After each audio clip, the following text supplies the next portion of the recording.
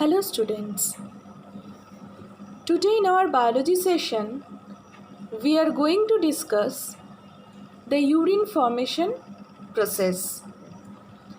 In our last session, we had discussed the detailed structure of the nephron, which is the structural and functional unit of kidney.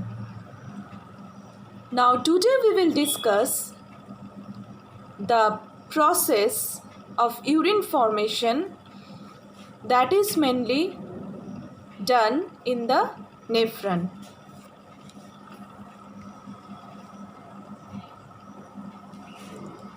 So metabolic waste products are excreted from the human body mainly in the form of urine.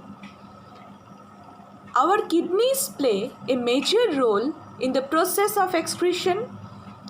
You know that mainly nitrogenous waste products like urea, uric acid, excess salts and water are removed in the form of urine from both the kidneys.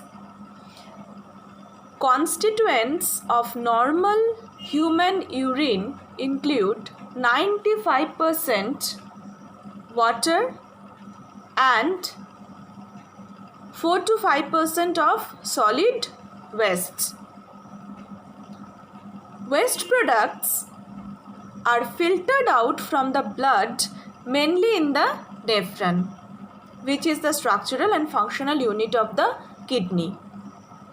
So nephron's main function is to filter the blood and remove the metabolic waste products. Now, what are the steps of urine formation? Urine formation in our body is mainly carried out in 3 phases: glomerular filtration, reabsorption, and lastly tubular secretion. So first we will discuss about ultrafiltration. So what is filtration? Filtration, you all know, that is the separating a mixture of something, here mainly chemicals, based on the size of particles, and this is the process exactly happens to the blood in the kidney. The filtration process that is done in the kidney, mainly in the nephron, is known as ultrafiltration. Why ultrafiltration? Because blood is filtered in the kidney under high pressure. Last day we had discussed that renal corpuscle is mainly made up of 2 parts. One is that glomerulus part, tuft of blood capillaries, and a cup-shaped structure that surrounds the glomerulus known as Bowman's capsule. And also I had told you that the thickness of the glomerulus capillary is very less. Actually, that creates a great pressure in the glomerulus.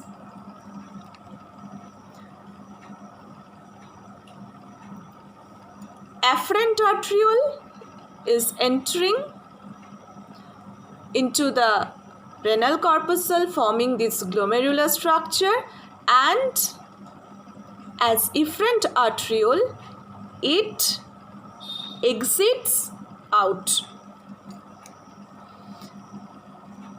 Actually, the high pressure that is generated in the glomerulus is due to the thickness difference in between the afferent arteriole and the efferent arteriole. The thickness of the afferent arteriole is much more than the efferent arteriole. So for that, it creates a great pressure in the glomerulus, blood capillaries. And the blood is filtered under this high pressure in the glomerulus. That's why it is known as ultrafiltration. Blood cells and proteins that are mainly present in the blood plasma are too large to cross the filtration barrier. Blood plasma, except the large protein molecules, is filtered from the blood, forming a liquid called glomerular filtrate.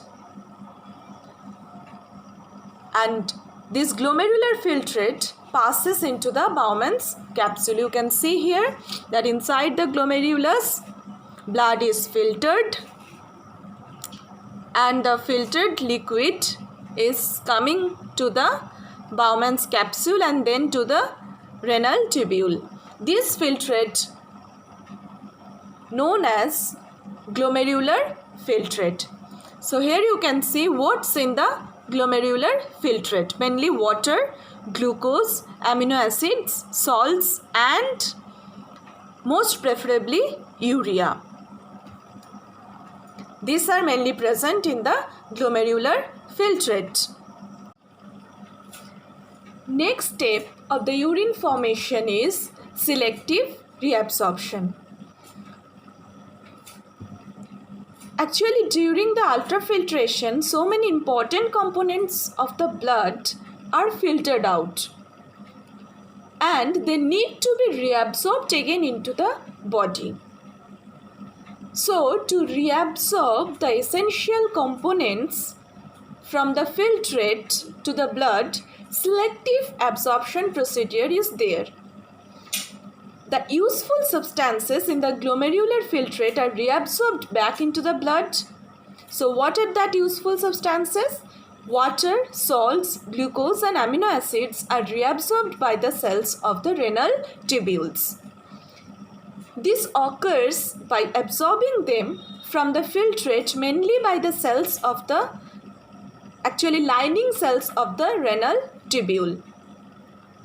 But the reabsorption procedure does not disturb the normal concentration of the blood.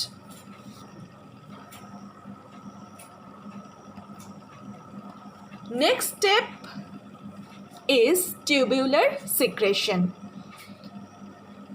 Large number of chemicals like drugs, toxins, so many harmful chemicals or foreign substances that are secreted into the forming urine in distal convoluted tubule regions.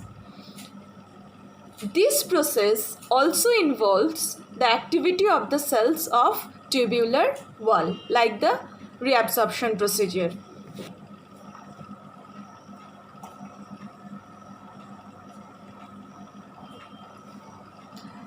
Now, after the completion of these three phases, finally urine is formed, and this urine passes into the collecting duct to the renal pelvis and then through the ureter to urinary bladder. And at last, urine is expelled out from the urinary bladder through urethra. This process is known as urination or micturition. So micturition is the process of removal of urine from the body through urethra.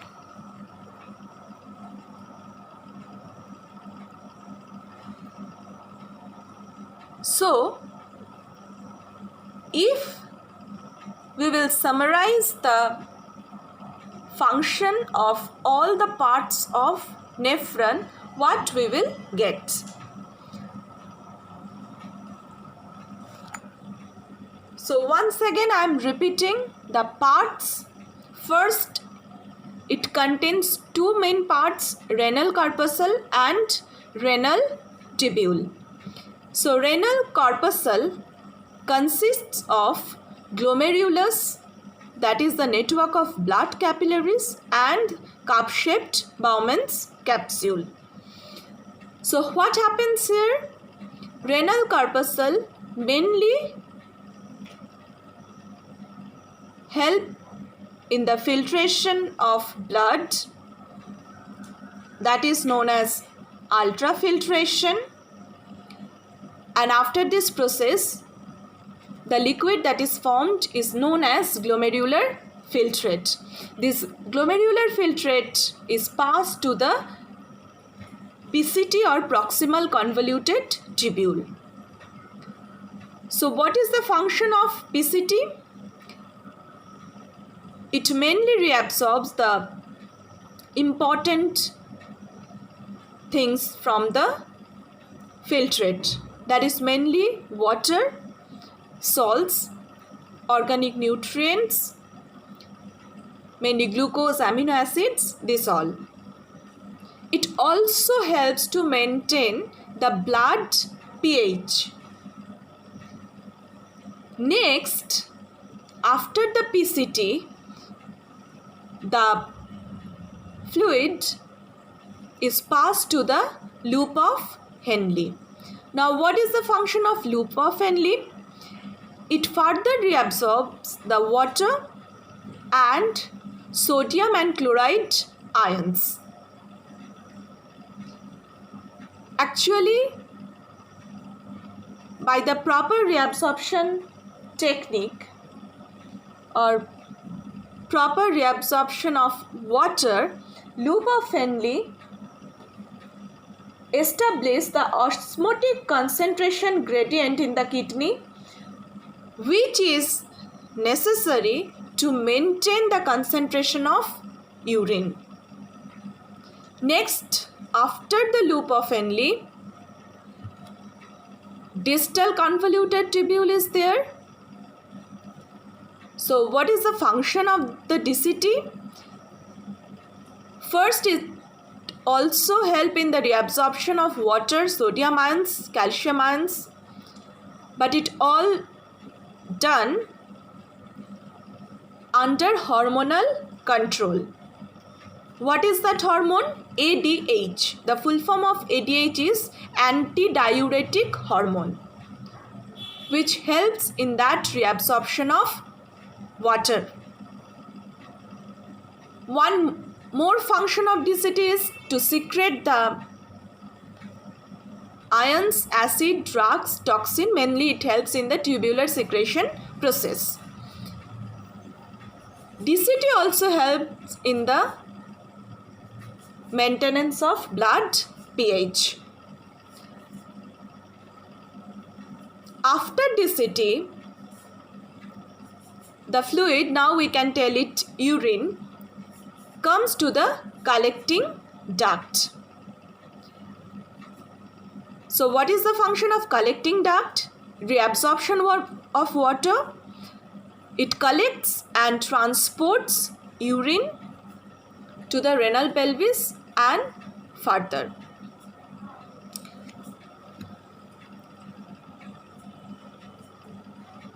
So today in our biology session, we had discussed